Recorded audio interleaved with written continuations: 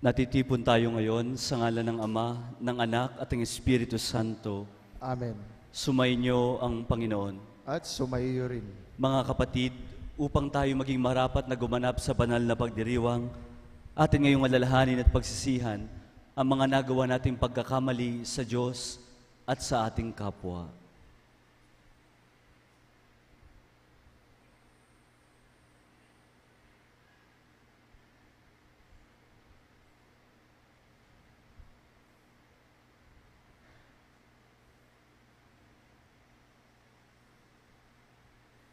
Inaamin ko Sa makapangyarihang Diyos at sa inyo mga kapatid, nalubha akong nagkasala sa isip, sa salita, sa gawa at sa ating pagkukulang. Kaya isinasamo ko sa mahal na Birheng Maria, sa lahat ng mga anghel at mga banal, at sa inyo mga kapatid, na ako'y ipanalangin sa Panginoong ating Diyos. Kaawaan tayo ng makapangyarihang Diyos, patawarin tayo sa ating mga kasalanan, at patnubayan tayo sa buhay na walang hanggan. Amen.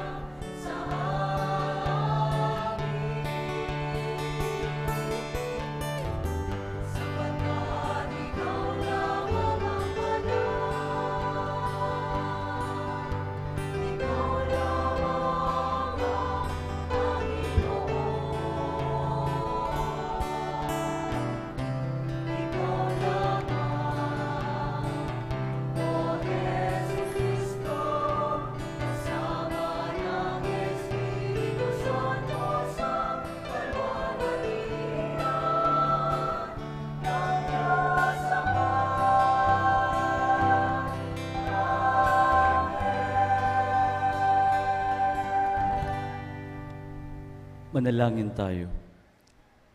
Ama naming makapangyarihan, Itaguyod mo ang aming ginagampanan alinsunod sa iyong kalooban, upang sa ngalan ng anak mong mahal, kami maging marapat magkaroon ng karagdagan sa aming paggawa ng mga kabutihan.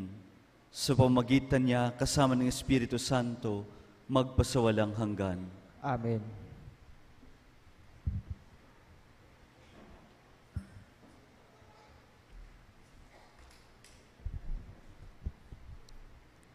Pagbasa mula sa aklat ni Nehemias. Noong mga araw na iyon, kinuha ni Ezra na saserdote ang aklat ng kautusan. Dinala niya ito sa kapulungang binubuo ng mga lalaki, babae, at mga batang may sapat ng gulang at pangunawa. Mula sa umaga hanggang tanghali, binasa niya ang kautusan sa harapan ng mga taong natitipon sa liwasang bayan. Ang lahat naman ay nakinig na mabuti. Si Ezra ay nakatayo sa isang entabladong kahoy na sadyang itinayo sa pagkakataong iyon. Siya ay nakikita ng lahat sapagkat mataas ang kanyang kinatatayuan. Ang lahat ay tumayo nang binuksan niya ang aklat. Purihin ng Panginoon ang dakilang Diyos, ang wika niya. Ang lahat ay nagtaas ng kanilang mga kamay at sumagot, Amen, Amen. Pagkatapos, nagpatira pa sila bilang paggalang sa Panginoon.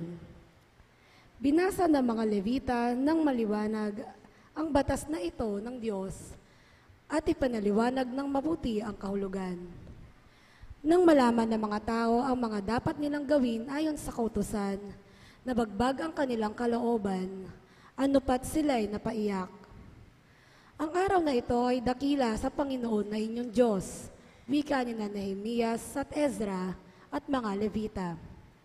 Nakikinig ang mga tao at umiiyak nga, kaya't sinabi nila, Huwag kayong umiyak. Wika pa nila, umuwi na kayo at magdiwang. Ang walang pagkain at inumin ay bahagian ng mayroon, sapagkat ang araw na ito'y dakila sa Panginoon. Ang kagalakang dulot niya ay magiging kalakasan ninyo. Ang salita ng Diyos. Salamat sa Diyos. Salmong tugunan, ang itugon natin ay, Espiritong bumubuhay, ang salita ng may kapal. Espiritong bumubuhay, ang salita ng may kapal. Ang batas ng Panginoon ay batas na walang kulang. Ito'y utos na ang dulot sa tao ay bagong buhay. Yaong kanyang mga batas ay mapagtitiwalaan. Nagbibigay ng talino sa pahat ang kaisipan. Espiritong bumubuhay, ang salita ng may kapal. Ang tuntuning ibinigay ng poon ay wastong utos. Liligaya ang sinumang kapag ito ang sinunod. Ito'y wagas at matuwid, pagkat mula ito sa Diyos. Pang-unawa ng isipan, yaong bungang idudulot. Espiritong bumubuhay, ang salita ng may kapal. Yaong paggalang sa poon ay marapat at mabuti. Isang banal na tungkulin na iiral na parati. Pati mga hatol niya'y matuwid na kahatulan. Kapag siya ang humatol, ang pasya ay pantay-pantay. Espiritong bumubuhay, ang salita ng may kapal. Naway itong salita ko at aking kaisipan. Sa iyo ay makalugod, Panginoon ko't kanlungan. O ikaw nakublihan, kung ang dulot ay kaligtasan. Espiritong bumubuhay, ang salita ng may kapal.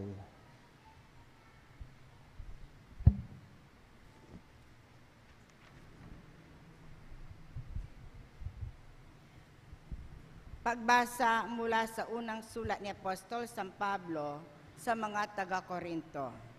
Mga kapatid, si Kristo'y tulad ng isang katawan na may maraming bahagi, bagamat binubuo ng iba't ibang bahagi, iisa pa ring katawan.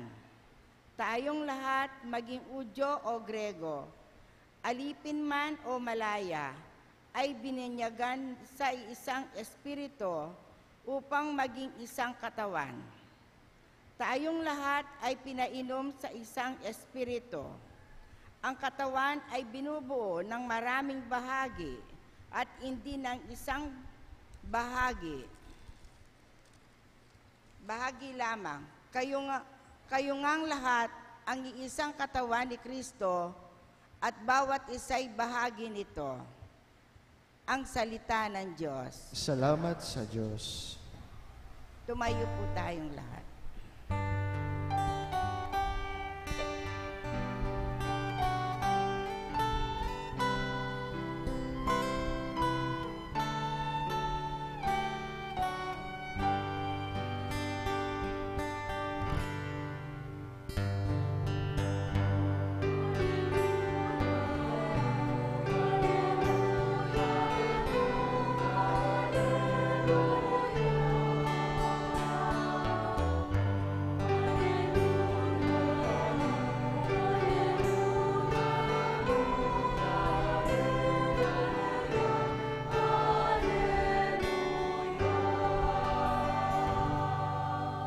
Tayo pong lahat, ikaw, Kristo, ay sinugo upang sa dukay magturo, magpalaya sa bilanggo.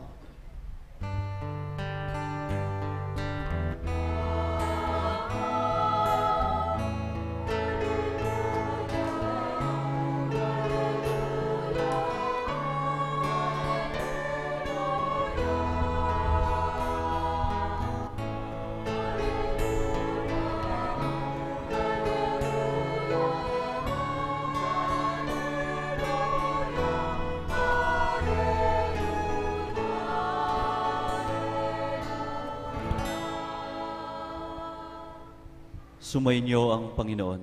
At sumaiyo rin. Ang mabuting balita ng Panginoon ayon kay San Lucas. Papuri sa iyo, Panginoon. Kagalang-galang na Teofilo, marami na po ang nagsikap na sumulat tungkol sa mga bagay na naganap sa gitna namin. Ang kanilang sinulat ay ayon sa sinabi sa amin ng mga nakasaksi nito buhat pa ng pasimula at nag-aral sa salita. Matapos na ako'y makapagsuri ng buong ingat tungkol sa lahat ng bagay na ito, buhat pa sa simula, minabuti kong sumulat ng isang maayos na salaysay para sa inyo upang lubusan ninyong matiyak ang katotohanan ng mga bagay na itinuturo sa inyo. Noong panahong iyon, bumalik si Jesus sa Galilea at sumakanya ang kapangyarihan ng Espiritu Santo. Kumalat sa palibot ng lupain ang balita tungkol sa kanya. Nagturo siya sa kanilang mga sinagoga at dinakila siya ng lahat. Umuwi si Jesus sa Nazaret sa kanyang kinalakhan. Gaya ng kanyang nakagawian, pumasok siya sa sinagoga ng araw ng pamamahinga. Tumindig siya upang bumasa at ibinigay sa kanya ang aklat ni Propeta Isaias. Binuksan niya ang aklat sa dakong kinasusulatan ng ganito: Sumasa akin ang Espiritu ng Panginoon sapagkat hinirang niya ako upang ipangaral sa mga dukha ang mabuting balita. Sinugo niya ako upang ipahayag sa mga bihag na sila'y lalaya at sa mga bulag na sila'y makakakita, upang bigyan ng kaluwagan ang mga nasisiil at ipahayag ang pagliligtas na gawain ng Panginoon. Nilulon niya ang kasulatan at matapos isauli sa tagapaglingkod, siya'y naupo. Nakatitig sa kanya ang lahat ng nasa sinagoga at sinabi niya sa kanila, natupad ngayon ang bahaging ito ng kasulatan samantalang nakikinig kayo.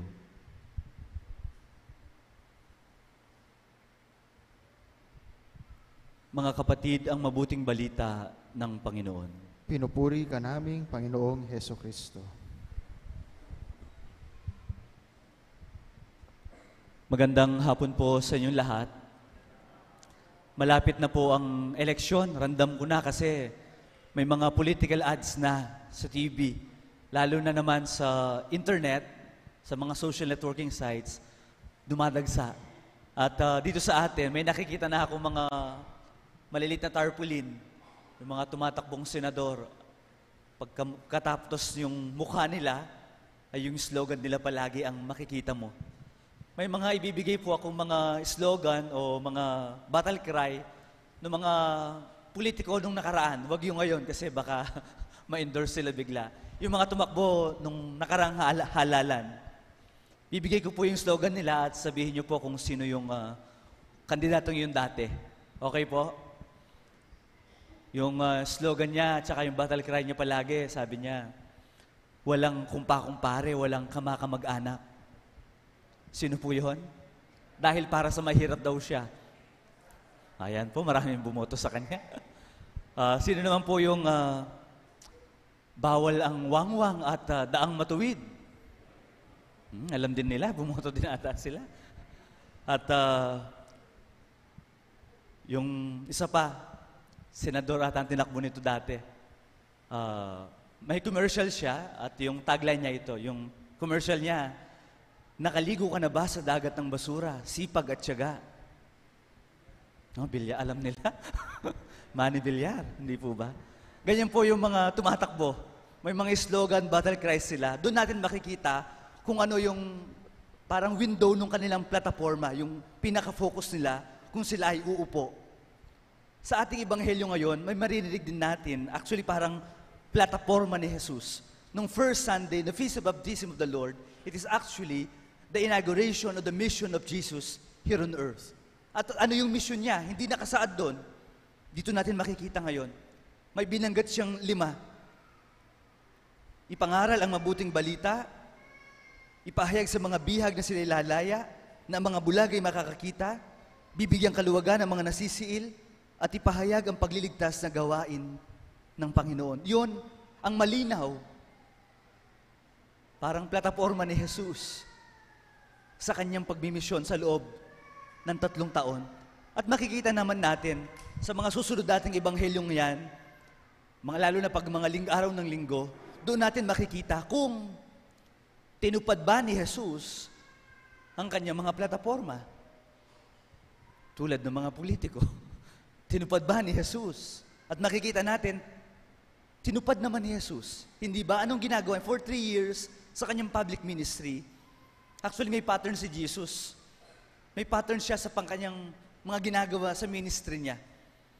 Pagmasdan niyo po, basahin niyo yung mga Biblia niyo o kaya sa bawat linggo, lalo na kapag gumagawa siya ng milagro.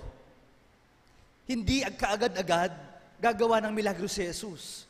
Hindi kaagad-agad kukuha siya ng tinapay, papakainin yung mga tao. Hindi kaagad-agad may sakit, kanyang hihilumin yon. Hindi.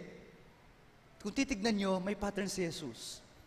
At yung pattern din, nung binigay niyang mga plataforma niya, ipapahayag muna ang mabuting balita, magtuturo muna siya. Dahil kay Jesus, hindi lamang yung, kung may sakit yon, hindi lamang yung ang immediate na gusto niyang solusyonan. Dahil kay Jesus, ang itinuturo niya ay pangmatagalan, na ang tao ay siya mismo ay makakatayo sa kanyang sariling paa. Hindi lang yung sugat ng katawan, kundi ang sugat ng kamangmangan din ang kanyang ginagamot para mismo ang mga tao ay may kalakasang tumayo at tumindig sa kanilang sarili. Mga ngaral, tapos yung milagro, at anong sabad ng huli? Jesus will challenge that person na magpakabuti na. Yun ang ministeryo ni Jesus. Doon umiikot. Yun yung pattern ng kanyang pagsasakatuparan ng kanyang misyon dito sa lupa. Pero alam naman natin, hindi lahat magagawa, lalo na si Jesus, ay umakyat sa langit. Hindi ba? At ang misyon na ito ay naipagkatiwala sa kanyang mga alagad. At alam naman natin ang mga apostol ay namatay din. At naipagkatiwala ang misyong ito sa lahat ng bininyagan. Ibig sabihin, ang misyon ni Jesus ay hindi lamang gawain ni Jesus, kundi gawain ng bawat bininyagan, ng bawat isa sa atin. Ang kailangan lang ay makiisa tayo o makipag-cooperate sa misyong ito upang ang misyon ni Jesus ay maging ganap dito sa mundong ibabaw. Ganon kaimportante ang ating cooperation o pakikiisa sa misyon ni Jesus. Tignan natin na ang misyon ni Jesus ay misyon din natin. Yun sa tinatawag na owning, sense of owning dun sa mission. Dahil kung di mo ino-own yung mission, walang patutunguhan dahil wala kang pakialam. Pero kung sa tingin mo ay kasama ka dito, ay gagawa ka ng paraan upang maging o matupad ang misyong ito. Example po, ngayon po halos ginagawa yung mga kalsada dahil sa Build program, hindi po ba? Napakaganda. May nangyayari, may nagagawa. Minsan, may kakilala ako, nag-post sa Facebook. Sabi niya, parang may mga angst siya sa buhay. Pinost niya dahil ano daw ginawa? Okay naman daw yung daan nila sa harap ng bahay, bakit daw sinira? Hindi naman daw lumulubog, bakit daw nagpakanal sa harap ng bahay nila? Nalaman-laman ko, kaya pala may mga hinaing siya sa buhay. Ito pala ang ginawa. Pinasamentado niya ang harap ng bahay niya, pati na yung kanal at sidewalk, at pinabakod na din, at ginawa niyang parkingan ng sasakyan niya. Kaya nung kukunin na yung lugar, ayaw niya. Tignan niyo. Maganda ang gustong magawa ng pamahalaan, ng gobyerno. Pero madalas, kung may isang tao na hindi nakikiisa, nakikipag-cooperate, ang magandang plano ay hindi nagsasatuparan. Bakit? Ang iniisip lang niya, yung sarili niya. Hindi niya nakikita at iniisip yung common good, pangkalahatang kabutihan ng tao. Mga magulang dito, may narinig dati ako, sabi niya sa anak niya, ano bang tinuturo ng mga teacher niyo? Sayang ang binabahid namin, ba't wala kayong natututunan? Tanong, trabaho lang ba ng mga guro ang pagtuturo sa bata? Dahil ba nagbabahid tayo ng malaki? Sila lahat ang may responsibilidad doon? O bilang magulang, kapag nasa bahay ng mga bata, nasa ng participation mo? Paano ka nakikipag-cooperate sa learning process ng bata? Dahil ba nagbayad na tayo?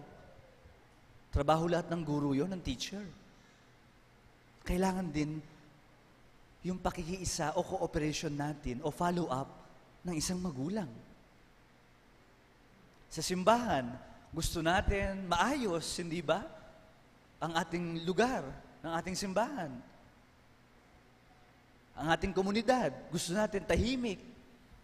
Ngayon po, halos dito sa San Fernando, may nakikita ako mga barangay, parang may barangay ordinance na una, may curfew, then yung oras, then videoke hanggang 10 p.m. lang, half naked, bawal lumabas sa daan.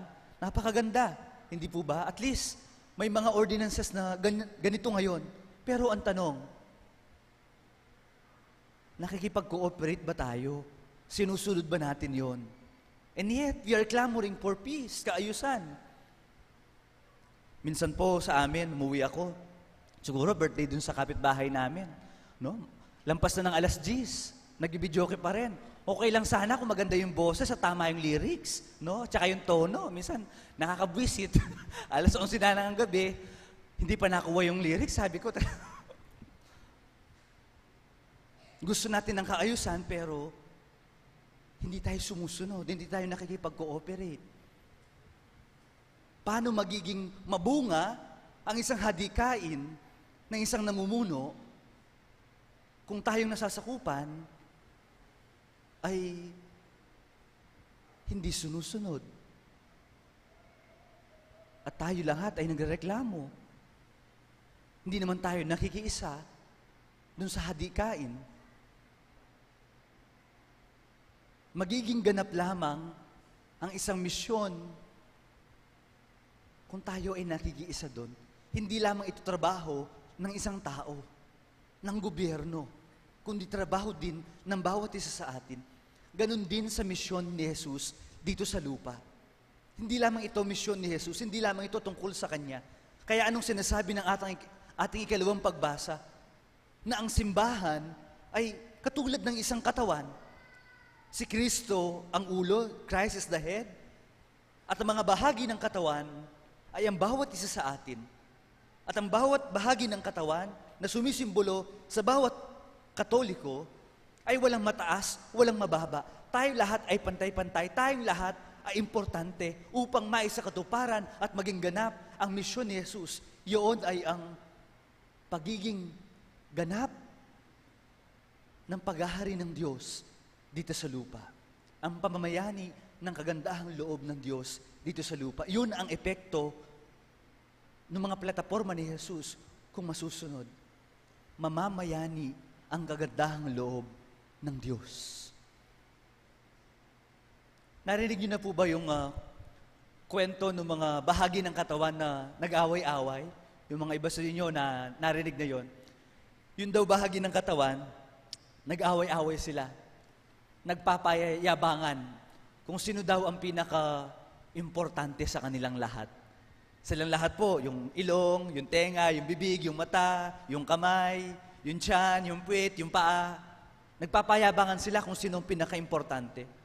At bigla daw lumakas yung boses ng kamay. Sabi niya, wala kayo lahat kayong kwenta. Sabi niya ganyan. Ako ang pinaka-importante sa lahat ng bahagi ng katawan. Alam niyo ba, kung hindi ako kukuha ng pagkain, lahat kayo mamamatay. Sumagot daw yung bibig. Mayabang ka naman. Kahit wala naman yung kamay, pwede kaming makakain. Sabi niya ganyan. Tama naman, sabi ng mga iba. Sumagot naman yung tiyan. Isa ka din, mayabang, sabi sa bibig. Kahit may nginuya, kahit may pinasok ka dyan, kung hindi ko naman dinigest, wala din, sabi niyang ganyan. Sumagot po yung mata, yung ilong, yung tenga. Kami din, importante, tumahimik kayo. Kasi kahit wala kayo, mabubuhay kami. Mabubuhay yung tao, sabi niyang ganyan. At sumagot daw yung puwet din. Ako din, importante, tumahimik ka, bumabaho. Sabi daw nga, huwag ka na magsalita. Puwet, sabi ng ganyan. Na-hurt po yung puwet dahil wala pa siyang sinasabi ay pinag-shut up na siya. Na-hurt siya at nagtampo. After a day, parang feeling nung katawan nangihina. 2 days, 3 days, yung kamay nanginginig na si kamay. At hindi niya mabuhat yung kahit maliit na bagay.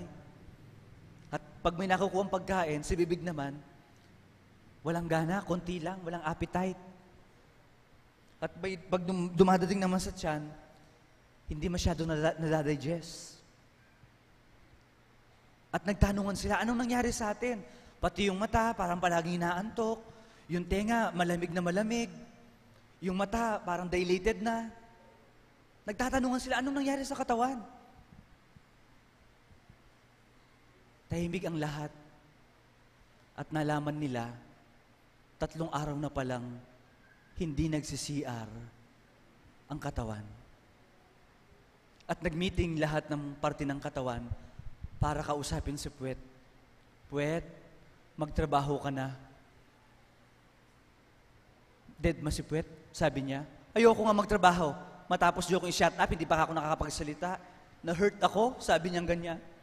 At nakiusap silang lahat pero wala pa din. Doon na-realize nila na ang bawat isa sa kanila ay importante.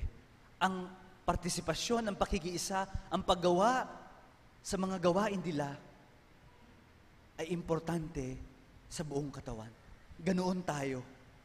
Ang ulo, the head is Christ, at tayo ang bahagi ng katawan.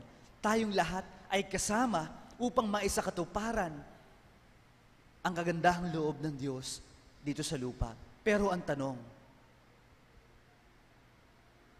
ano ang ginagawa natin upang maisakatuparan? Tayo ba ay nakikipag-cooperate? Tayo ba ay nakikiisa? Do we own the mission of Jesus? Do we own the mission of the church? Or nagiging dahilan tayo para ma-delay yung fulfillment ng the reign of the kingdom of God? Madidelay lamang yon kung hindi tayo nakikipag-cooperate or nakikiisa. If we do not own the mission of Jesus.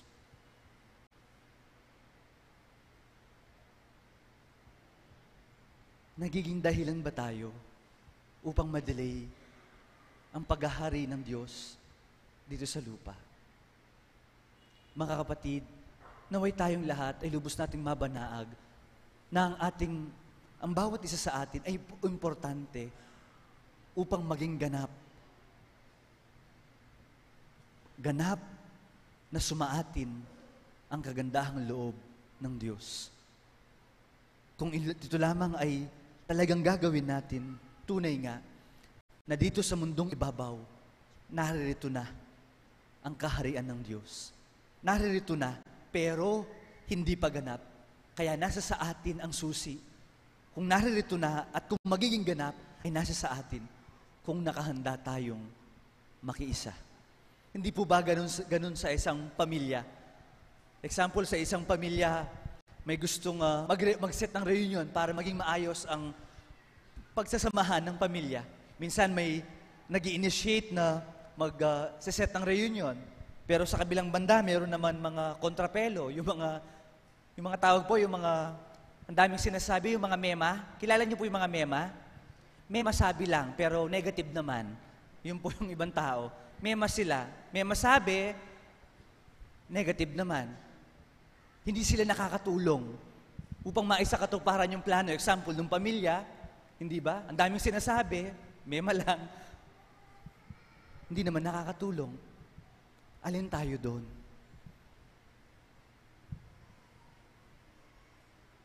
Nagiging daan ba tayo upang maging ganap ang misyon ni Jesus? O nagiging stumbling block, obstacle tayo para lalong madelay ang pagdating ng kaharian ng Diyos? Naway mga kapatid, ang misyon ni Jesus ay misyon din natin. Ang kaganapan nito ay ang kaganapan din ng buhay ng tao dito sa daigdig. Kapag naging ganap na, yun na ang pangingibabaw o pamamayani ng kagandahang loob ng Diyos dito sa lupa. Amen. Magsitayo po ang lahat. Sumasampalataya ako Sa Diyos amang makapangyarihan sa lahat, na may gawa ng langit at lupa. Sumasampalataya ako kay Hesukristo, iisang anak ng Diyos, Panginoong nating lahat. Nagkatuwang tao siya lalang ng Espiritu Santo. Ipinanganak ni Santa Maria Virgen. Pinagpakasakit ni Poncio Pilato. Ipinako sa krus, namatay, inilibing.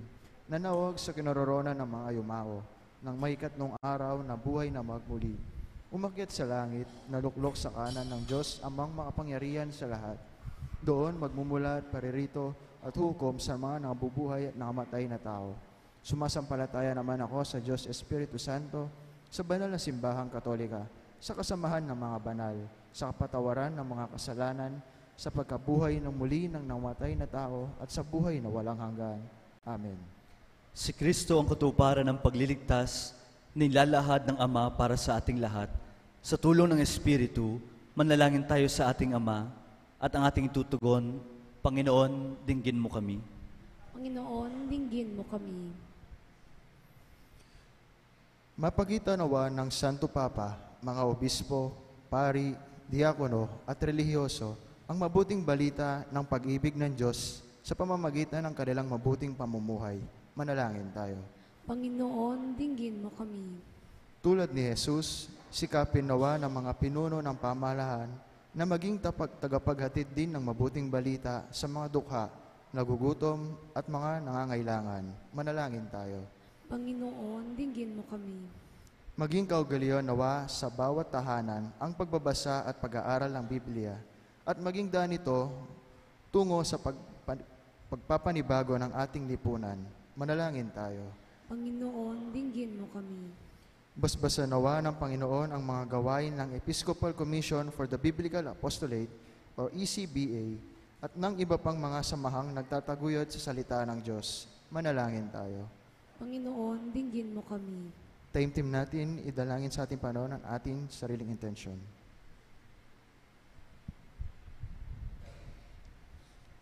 Isama din natin sa ating mga dalangin ang pasasalamat ni Roylin Ann Nicdao para sa kaarawan ni na Merlinda Gutierrez, Alisa Dominic Ong Razon, Nerly Jane Ignacio, Mirdelin Ma, para sa natatanging kahilingan ni Aaron Juriel Munoz, Lee Castro, para sa kaluluwa ni na Alfredo Sr. Isaganis Junior at Restituto, idalangin natin sa Panginoon. Panginoon, dinggin mo kami.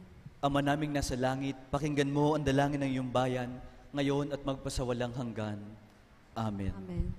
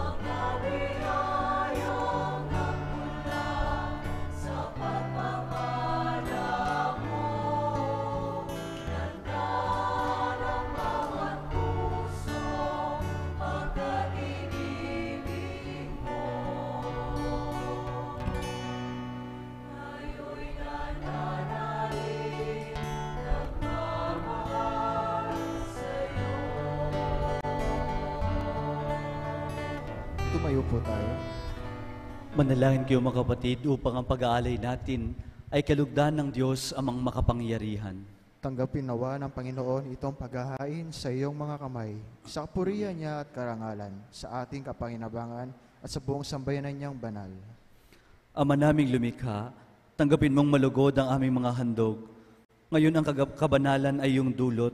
Kami sumasamo iyong lumuluhog upang kaligtas sa iyong ipagkaloob. Sa pamamagitan niya, kasama ng Espiritu Santo, magpasawalang hanggan. Amen. Sumainyo ang Panginoon. At sumaiyo rin. Itaas sa Diyos ang inyong puso at diwa. Itinaas na namin sa Panginoon. Pasalamatan natin ang Panginoong ating Diyos. Marapat na siya ay pasalamatan. Ama naming makapangyarihan, tunay ngang marapat na ikaw ay aming pasalamatan sa pamamagitan ng Jesucristo. Kahit na ikaw ay pinagtaksilan sa sangkatauhan, ikaw ay patuloy pa rin sa iyong pagmamahal. Ikaw na ang nagpuno sa aming pagkukulang. Ikaw pa rin ang nagsugo ng tumutubos sa tanan. Ang sugo mong anak ay naging di na iba sa amin, bagamat din niya tinalukuran ang aming pagkamasuwain. Niloob mo ito upang maipamalas ang aming pagkatao ang giliw mong anak, at kami tunghayan mong may pag-ibig na tulad ng pagdatangi mo sa Kanya nang higit sa lahat. Ang katapatan niya sa iyong walang maliw na pagpapanumbalik sa muli sa amin ay iyong kasiyat-siya na iyong pagtingin sa aming iwinaksi nung ikaw ay aming suwayin. Kaya isa ng mga anghel na nagsisiawit ng papuri sa iyo nang walang humpay sa kalangitan, kami nagbubunhi sa iyong kadakilaan.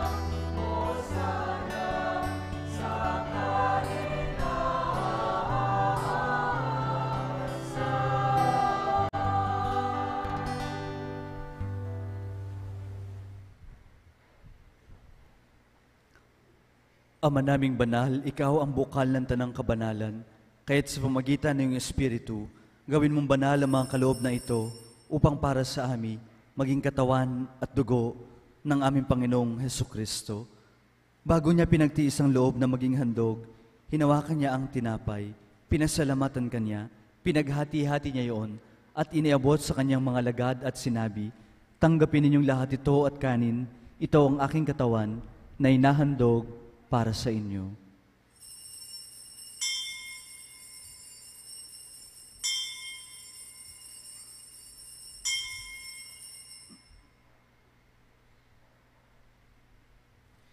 Ganon din naman nung matapos ang hapunan, hinawakan niya ang kalis. Muli kanyang pinasalamatan. Inabot niya ang kalis sa kanyang mga lagad at sinabi, "Tanggapin ninyong lahat ito at inumin. Ito ang kalis ng aking dugo, ng bago at walang hanggang tipan. Ang aking dugo na ibubuhos para sa inyo at para sa lahat, sa kipagpapatawad ng mga kasalanan. Gawin niyo ito sa pag-aalaala sa akin."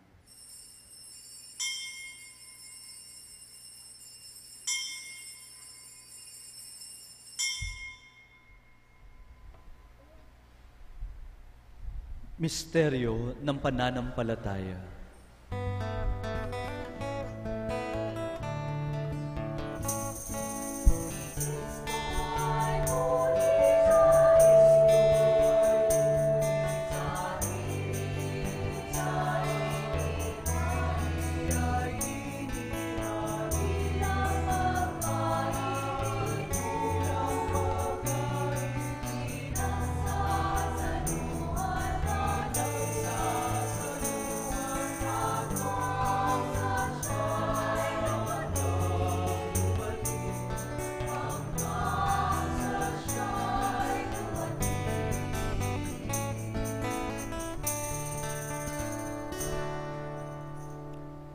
Ama, ginagawa namin ngayon ang pag-alaala sa pagkamatay at muling pagkabuhay ng iyong anak. Kaya tinaalay namin sa iyo ang tinapay na nagbibigay buhay at ang kalis na nagkakaloob ng kaligtasan. Kami nagpapasalamat dahil kami minarapat na tumayo sa harap mo para maglingkod sa iyo. Isinasamo namin kaming magsasalo-salo sa katawan at dugo ni Kristo ay mabuklod sa pagkakaisa sa pamamagitan ng Espiritu Santo. Ama, lingapin mo ang iyong simbahang laganap sa buong daigdig. Puspusin mo kami sa pag-ibig, kaisa ni Francisco na aming Papa, ni Florentino na aming Obispo, at ng Tanang Kaparian. Alalahanin mo rin ang mga kapatid naming nahimlay na may pag-asang sila'y muling mabubuhay, gayon din ang lahat ng mga pumanaw. Kaawaan mo sila at patuloyin sa iyong kaliwanagan. Kaawaan mo at pagindapatin kaming lahat na makasalo sa buhay na walang wakas. Kaisa na mahal na Birheng Maria, na ina ng Diyos, kaisa ng mga apostol at lahat ng mga banal na namuhay dito sa daigdig ng kalugod-lugod sa iyo, maipagdiwang nawa namin ang pagpupuri sa kararangal mo sa pamamagitan ng iyong anak na aming Panginoong Hesukristo. Sa pamamagitan ni Kristo, kasama niya at sa Kanya, ang lahat ng parangal at papuri ay sa iyo, Diyos amang makapangyarihan, kasama ng Espiritu Santo, magpasawalang hanggan.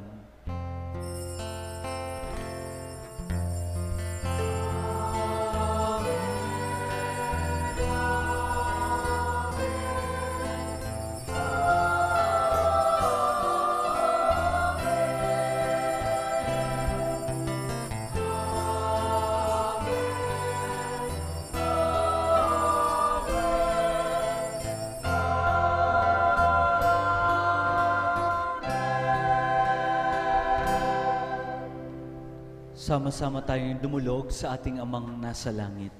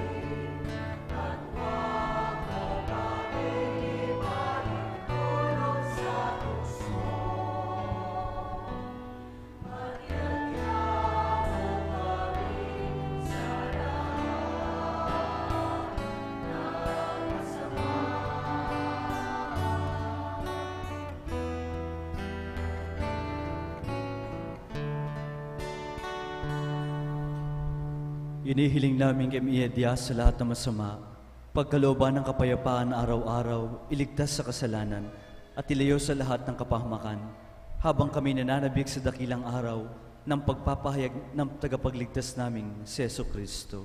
Sapagkat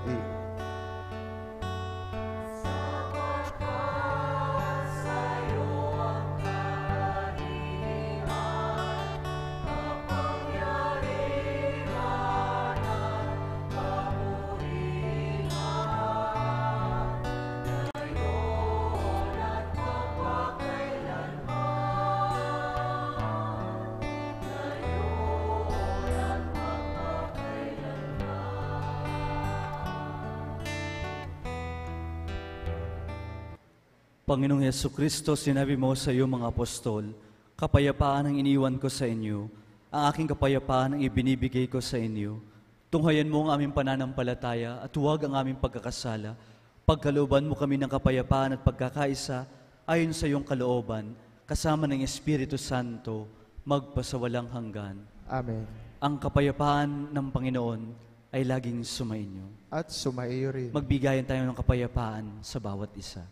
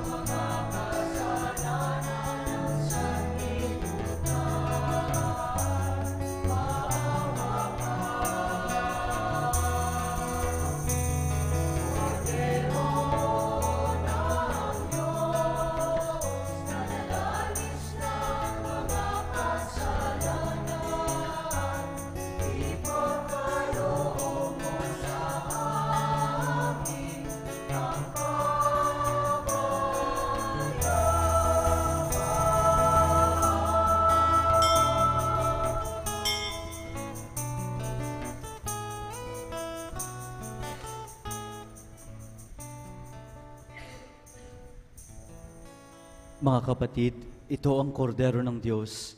Ito ang nag-aalis ng mga kasalanan ng sanlibutan. Mapalad ang mga inaanyayahan sa kanyang piging. Panginoon, hindi ako karapat-dapat na magpatuloy sa iyo, ngunit sa isang salita mo lamang ay gagaling na ako.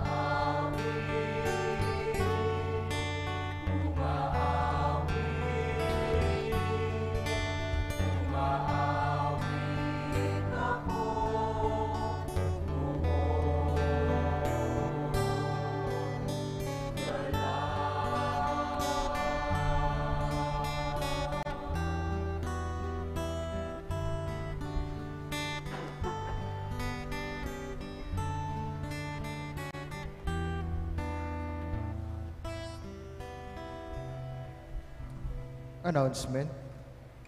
This coming Thursday, January 31, our parish is observing its 28th founding anniversary. Please come and join us in our Thanksgiving Mass at 6:30 p.m. after the Holy Rosary and Novena to our patron, St. Jude Thaddeus. Thank you.